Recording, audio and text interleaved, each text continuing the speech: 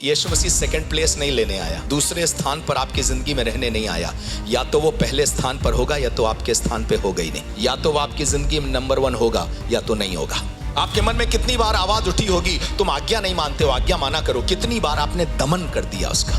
कितनी बार आवाज उठी होगी कि अपने पैसों से खुदा की सेवा किया करो। कितनी बार आपने उसकी दमन कर दिया। बुराई करने वाले, निंदा करने वाले कोई ना कोई तरीका ढूंढ लेंगे, कोई ना कोई चीज ढूंढ लेंगे। खुदा को ठुकराने वालों को कोई ना कोई कारण मिल ही जाएगा। तो खुदा ही खींच के ना निकाले और आप एकदम अपने आप को दीन नम्र ना कर दो, तब तक आपका और मेरा उद्धार नहीं हो सकता। आज एक बात, आपके एक पद जो ना गरड़ियों से संबंधित है, ना मजूसियों से संबंधित है, ना तारे से संबंधित है, पर एक पद जो यीशु मसीह के आगमन से संबंधित है, उसको आपके बीच में रखूंगा। मत्ती 11 अध्याय उसके 18 और 19 पद को देखिएगा और सुनिएगा क्या लिखा है। 18 और 19वां पद, पहला यूहन्ना के बारे में है और दूसरा प्रभु यीशु मसीह के बारे में। हाँ, क्योंकि यूहन्ना ना खाता आया और ना ही पीता। क्योंकि यूहन्ना ना तो खाता आया और ना पीता आया। तो क्या पानी नहीं पीता था या खाना नहीं खाता था? जबकि बाइबल बताती है यूहन्ना ऊंट के रोम का वस्त्र पहनता था, टिड्डियां खाया करता था और वन मधु से उसका पेट भरा करता था। पर यहां लिखा है क्योंकि यूहन्ना ना खाता आया और ना पीता, और वे कहते हैं कि उसमें दुष्टात्मा है। कि वो कहते हैं उसमें दुष्टात्मा है। अगली पद सुनिएगा। मनुष्य का पुत्र खाता पीता आया, और मनुष्य का पुत्र खाता पीता आया, और वे कहते हैं कि देखो, पेटू और पियक्कड़ मनुष्य, चुंगी लेने वालों और पापियों का मित्र, पर ज्ञान अपने कामों में सच्चा ठहराया गया है। क्या कहना मांग रहा है ये? ध्यान से सुनिएगा। कहना क्या मांग रहा है?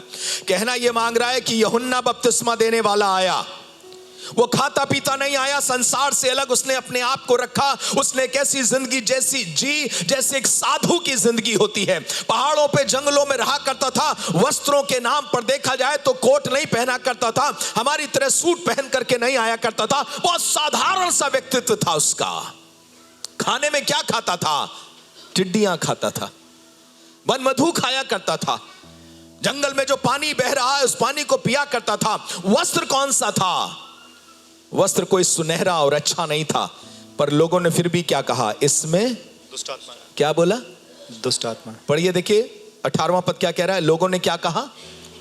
और वे कहते हैं कि उसमें दुष्टात्मा है। और दूसरा अब कौन बताया जा रहा? 19वां पद पढ़िए, देखिए 19वां क्या कह रहा। मनुष्य का पुत्र अर्थात यीशु मसीह क्या करता आया? खाता पीता आया। इसीलिए आप सबसे पहला आश्चर्य कर्म देख रहे हैं। यीशु मसीह कहां है? शादी में, ब्याह में गया हुआ है। उसके चेलों को उसके साथ न्योता दिया गया है और वो सब गए हैं और खा रहे हैं। और यहां तक कि जब उनके लिए दाखरस वहां घट गया तो उसने उनके लिए दाखरस वहां बनाया। वो एक साधारण मनुष्य की तरह आया, आम आदमी की तरह आया जो शादी पार्टी में जा रहा है। एक अजीब धार्मिकता है। एक की धार्मिकता ऐसी है कि वो अपने आप को संसार से अलग कर रहा है और लोग कह रहे हैं इसमें दुष्टात्मा है। दूसरा संसार में घुल मिल गया है, चुंगी लेने वालों के साथ उठता बैठता खाता पीता है और लोग क्या कह रहे हैं? ये पापियों का मित्र है। ध्यान से सुनिएगा। ठुकराने वाले ना, आप कपड़ा उतार दो तब भी संदेश ठुकरा देंगे, कपड़ा पहन लो तब भी ठुकरा देंगे। आप उनके लिए 4-4 घंटे दुआ करो फिर भी वो ठुकरा देंगे, और आप उनके लिए ना दुआ करो तब भी ठुकरा देंगे। पर यहां लिखा है अगली बात, ज्ञान अपनी संतानों से सच्चा ठहराया गया। इसका मतलब मालूम क्या है? कुछ लोग ठुकराने वाले होंगे, लेकिन बहुत से ऐसे होंगे जो प्रभु यीशु मसीह जो ज्ञान बन के आया है उसके ज्ञान के कारण संतान बन जाएंगे खुदा की, और वही लोग गवाही देंगे ना यीशु सच्चा है। वो गवाही देंगे कि यीशु सच्चा है। और आपसे कहना मांगता हूं, कोई जन कितना सबूत दे दे यीशु मसीह की सच्चाई का, ठुकराने वाले फिर भी ठुकराते चले जाएंगे, चर्च में बैठ के ठुकराएंगे।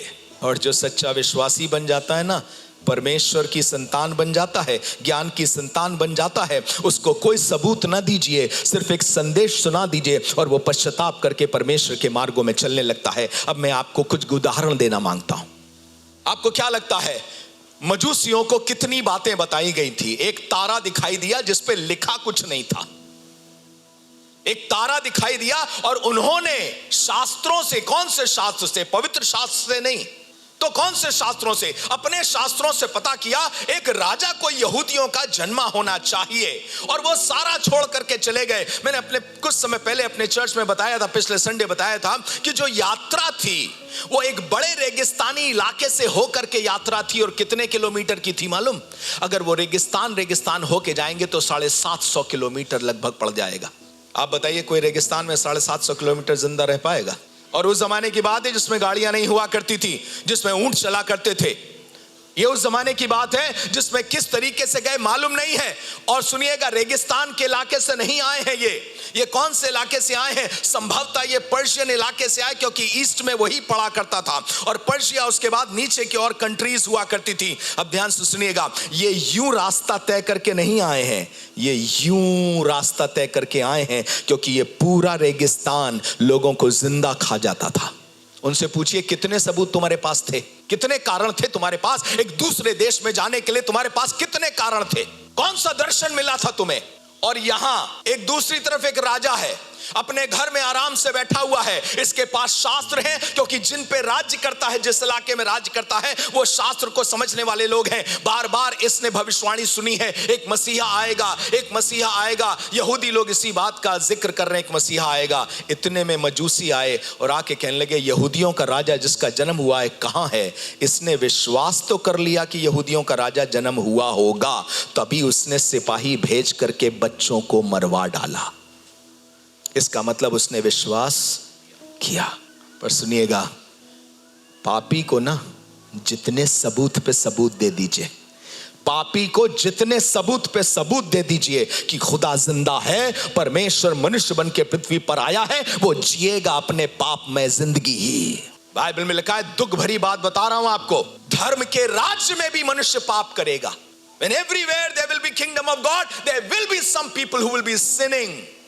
आप यीशु मसीह के 12 लोगों में हो जाइए, उस 12 में भी एक दगाबाज निकल जाएगा, और एक थोमा दगा देने वाला या शक करने वाला निकल जाएगा। इस संसार में जो मुख्य बात बताना मांगता हूं वो ये है, सबूतों के बिना पर 4 सबूत दिखा दीजिए, बाइबल से 4 आयत दिखा दीजिए, आपको लगेगा कोई विश्वास कर लेगा? नहीं। तो विश्वास कैसे करेगा? जब तक परमेश्वर किसी को खींच न ले, कोई उसके पास आ नहीं सकता, नहीं आ सकता। आप बोलिएगा चमत्कार दिखा दीजिए, वो विश्वास करने लगेगा। सबसे ज्यादा चमत्कार यहूदियों को दिखाए गए थे, उससे ज्यादा चमत्कार किसी को नहीं दिखाए गए थे। फिर से सुनिए मेरी बात, यहूदियों से ज्यादा चमत्कार पूरी दुनिया में किसी ने नहीं देखे थे, क्योंकि आज भी अगर खाली कब्र कहीं है तो वहीं है। लेकिन मुझे बताइए, क्या वो विश्वास करते हो? तो नहीं। इस संसार की सबसे बड़ी परेड, जिसको प्राइड परेड बोलते हैं, LGBTQ+ कम्युनिटी की परेड, इस दुनिया की सबसे बड़ी परेड इजराइल में ही होती है। बात जो बताना मांगता हूं वो ये है, हम आपको 4 सबूत दे भी देंगे ना, आप 4 चमत्कार देख भी लोगे ना, बात ये सिर्फ इतनी है, जब तक खुदा ही खींच के ना निकाले और आप एकदम अपने आप को दीन नम्र ना कर दो, तब तक आपका और मेरा उद्धार नहीं हो सकता है। अरे यीशु मसीह के चमत्कारों को देख करके कह रहे हैं, उसके प्रेम को देख के कह रहे हैं, समाज के साथ उठता बैठता है तो इसी पे ठोकर खा रहे हैं। इससे पहले वाले को दुष्टात्मा से ग्रसित कह रहे थे, क्योंकि वो समाज के साथ बैठता नहीं है। बुराई करने वाले, निंदा करने वाले कोई ना कोई तरीका ढूंढ लेंगे, कोई ना कोई चीज ढूंढ लेंगे। खुदा को ठुकराने वालों को कोई ना कोई कारण मिल ही जाएगा। पर विश्वास करने वालों के लिए एक छोटी सी लॉ काफी होती है, एक छोटी सी लॉ काफी होती है।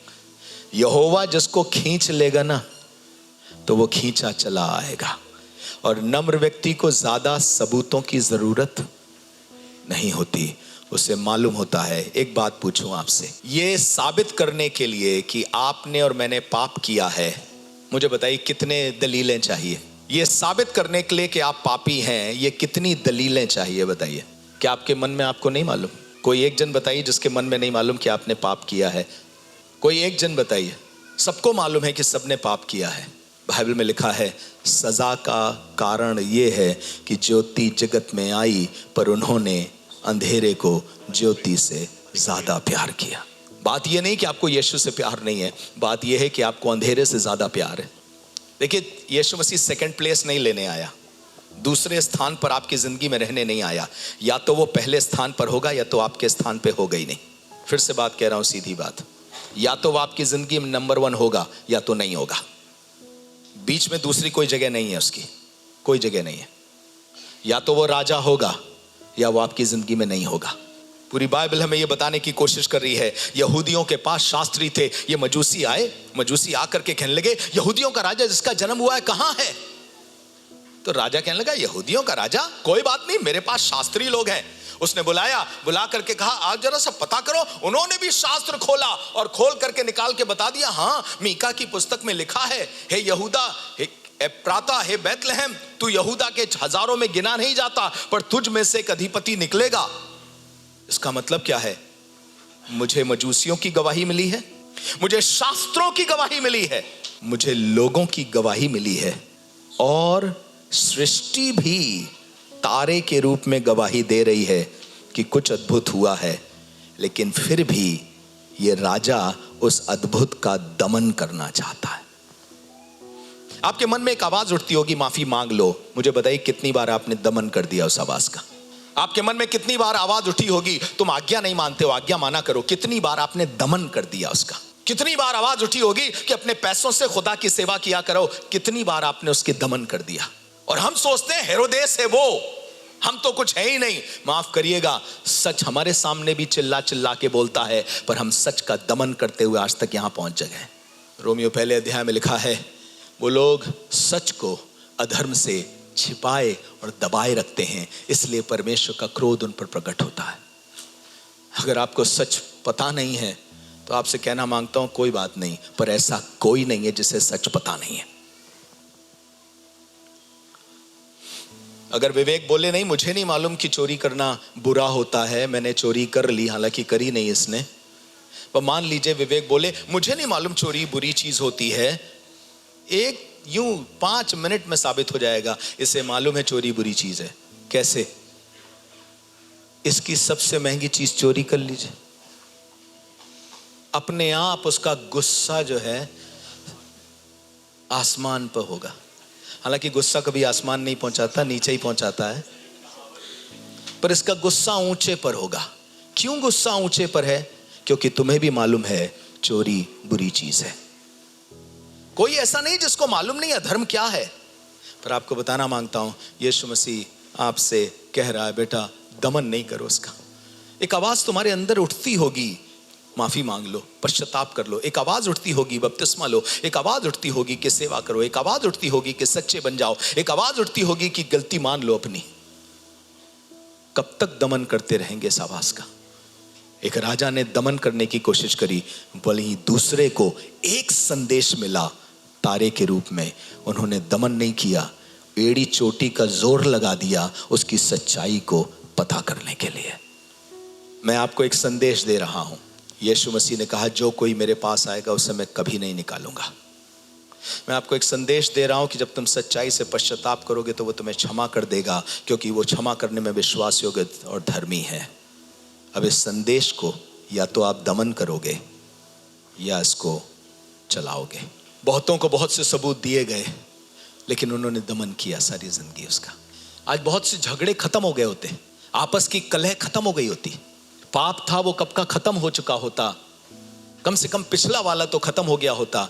नया कोई आएगा तो उससे जूझेंगे, लेकिन खत्म हो गया होता अगर हमने अपने दिल की ही आवाज को दमन ना किया होता, दबाया ना होता। तो बहुत पुरानी बात बता रहा हूं मैं, शायद मुझे नहीं मालूम, सन 80 के बाद की बात है, पक्का 81 के आसपास, मैं शायद 10 साल के आसपास का होऊंगा। हमारे घर में एक अंकल आए थे, पापा उनको अक्सर बुलाया करते थे। तो वो अंकल आते थे, घर में मीटिंग होती थी, पापा ने आसपास के कंपाउंड के लोगों को बुलाया और घर में बैठे हुए थे। तो मैं भी था, मैं एकदम पीछे की तरफ बैठा हुआ था। उन्होंने एक ऑल्टर कॉल दी, और वो ऑल्टर कॉल ये थी कि कौन अपना जीवन प्रभु यीशु मसीह को सौंपना चाहता है। आपको बताना चाहते हैं, पूरी मीटिंग में कम से कम 40 से 50 लोग थे, कोई खड़ा नहीं हुआ। 10 साल का मैं खड़ा था। तो मैं तो एक्साइटेड होके खड़ा हो गया कि मैं यीशु मसीह को चाहता हूं। अगल बगल देखा तो थोड़ा सी हिम्मत टूटी कि ये तो समझदार लोग हैं, ये बुद्धिमान लोग हैं, और ये भी नहीं कहा जा रहा है कि अपनी गलतियों से तौबा करो, ये जो कोई यीशु मसीह को अपनाना चाहता है। चलिए अब उसके बाद फास्ट फॉरवर्ड, मैं 19 साल का हो गया था और बाइबल कॉलेज से अभी लौट ही रहा था। हमने एक कन्वेंशन करवाई थी जिसमें करीब 350-400 लोग जमा हुए थे। हमारे गुरु जो हैं उन्होंने प्रचार किया था और प्रचार करने के बाद उन्होंने ऑल्टर कॉल दी थी। उस पूरी ऑल्टर कॉल पे एक जन भी नहीं था और वो ऑल्टर कॉल सिंपल थी कि अपने जीवन को यीशु मसीह के हाथ में सौंप दें, अपने पापों से पश्चाताप कर लें। मैं ये फास्ट फॉरवर्ड बता रहा हूं 10 साल के बाद की बात। हम में से एक एक जन को मालूम है सच क्या है। हमारे अंदर का सच मालूम है, दूसरों का सच मालूम है, पर कई बार उसको दमन करते आए हैं हेरोदेस की तरह, ये सोच के हमारा राज्य बचा रहेगा। अगर आप इतिहास पढ़ेंगे आपको पता चलेगा हेरोदेस और उसका राज्य बचा नहीं। हेरोदेस इस मौत मरा था कि आप कभी नहीं चाहेंगे। एक जिंदगी यीशु मसीह आपको देने के लिए आज भी कह रहा है और वो कह रहा है अगर जब मैं तुम्हारे मन में तुमसे बात करूं ना तो उसको दबा के खत्म मत कर दो। अगर उसी समय तुमको लगे ये गलत हो गया है तो जाओ अपनी पत्नी के पास माफी मांगो, जाओ अपने पति के पास माफी मांगो, जाओ अपने पिता के पास क्षमा मांग लो, जाओ अपने पास्टर के पास क्षमा मांग लो, जाओ अपने मेंबर के पास और उससे बोल दो कि मेरी गलती रही। दमन नहीं करो, क्योंकि अगर आप सत्य को दबा करके रखेंगे तो इससे आपका भला कभी कभी कभी नहीं होगा। आपको मालूम है यीशु मसीह का जो जन्म हुआ अपने आप में अद्भुत है। बहुत से लोग आपको समझाएंगे कि जन्म मनाने की क्या जरूरत है। मैं बस उनसे इतना कहता हूं, स्वर्गदूतों ने गाना गाया, मुझे गाने से रोक नहीं सकते तुम। और उन्होंने जो कहा था आज दाऊद के नगर में तुम्हारे लिए एक उद्धारकर्ता जन्मा है, यही मसीह प्रभु है, ये सबके लिए समाचार है, दुनिया के कोने कोने के लिए। अब एक चीज और समझिएगा, उसकी कुर्बानी और उसका जी उठना तब तक संभव नहीं था जब तक उसका मनुष्य बन के पैदा होना ना होता। आप बोलेंगे कुर्बानी बहुत बड़ी कुर्बानी है, उसकी मौत बड़ी कुर्बानी। अरे मनुष्य बन करके आ गया परमेश्वर, इसको कम कुर्बानी समझते हैं आप? सोच के देखिए, आपने हमेशा मेमनों को शेर बनने की ख्वाहिश करते देखा है, यहां शेरों का शेर है, मेमना बन करके पृथ्वी पर आ गया। उसे मालूम है मारा जाएगा, उसे मालूम है सताया जाएगा, उसे मालूम है दुख उठाएगा वो, पर फिर भी चला आ रहा है। और हम और आप क्रिसमस को हल्की बात मान ले। अरे मत मनाइए 24 को, 25 मनाइए, 26, 28, 29, 30 कुछ मनाइए, फरवरी मना लीजिए, पर यह बात मनाइए कि मेरा परमेश्वर मनुष्य बना है मेरे लिए ताकि मुझ मनुष्य को उद्धार तक पहुंचा सके। हालेलुया। इसका उत्सव मनाना चाहिए। और कभी आपके दिल दिमाग से ये बात निकले ना, स्वर्गदूतों ने क्यों गीत गाया? इसलिए क्योंकि इससे बड़ी खुशखबरी और कुछ नहीं हो सकती। क्यों? मनुष्य की सजा मनुष्य ही लेने आ गया है। वो जो राजाओं का राजा, प्रभुओं का प्रभु था, मनुष्य बनकर के पृथ्वी पर आ गया है। और आपसे भी कह रहा है, भरोसा करो मेरी बात पर। यशाया 53 में लिखा है, उसके मुंह से कभी छल की बात नहीं निकली। वो फिर आएगा, वो शीघ्र आएगा, वो आने वाला है। कब हो जाएगा हमें नहीं मालूम। हो सकता आज रात्रि, हो सकता है कल, हो सकता है 50 साल बाद, हमें नहीं मालूम। बस इतना मालूम उसने कहा है मैं शीघ्र आने वाला हूं। और वो अपने वायदों में कभी झूठा नहीं था। उसने यशाया के द्वारा कहलवाया था कि मैं आऊंगा, और वो आ गया मनुष्य बनकर।